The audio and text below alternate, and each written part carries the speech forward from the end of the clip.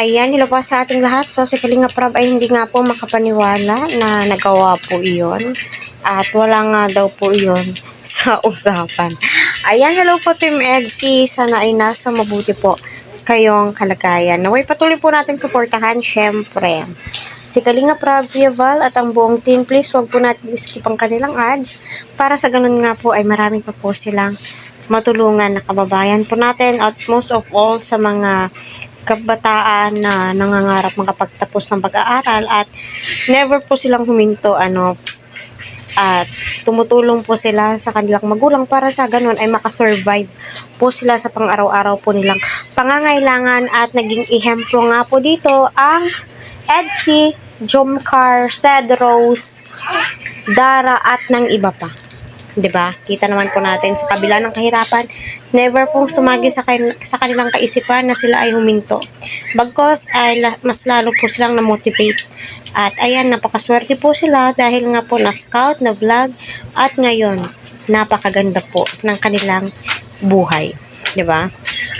So habang nasa sa kalingap, syempre kailangan pong mag-ipon ng mag-imbak ng mag-imbak kasi ika nga ni Kalinga Prab, hindi naman po lifetime kasi nga po marami pa po silang tutulungan pero kita naman po natin lahat ng Key Angels ay napaka-active po nila.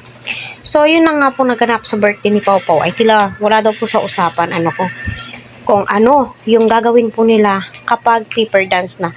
So nasa kanila kung ano po yung technique na gagawin po nila para mag-fit po sila sa newspaper. Diba? So, panoorin po natin to. Iba nga po ay nalilito kung ano po yung gagawin po nila or bubuhatin ba nila or So, si Eds ay hindi nga po nagdalawang isip. Diba? Kinarga po niya itong si wifey. Ay, naku, Diyos ko.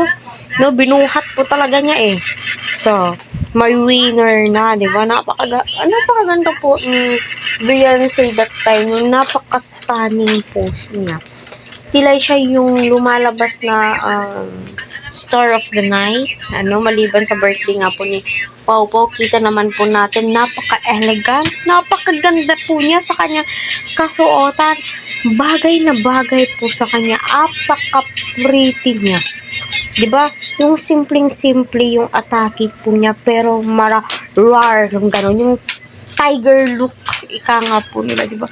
Nakakataba kaya ng puso, yung ganito, yung, natatawag ba tong less effort?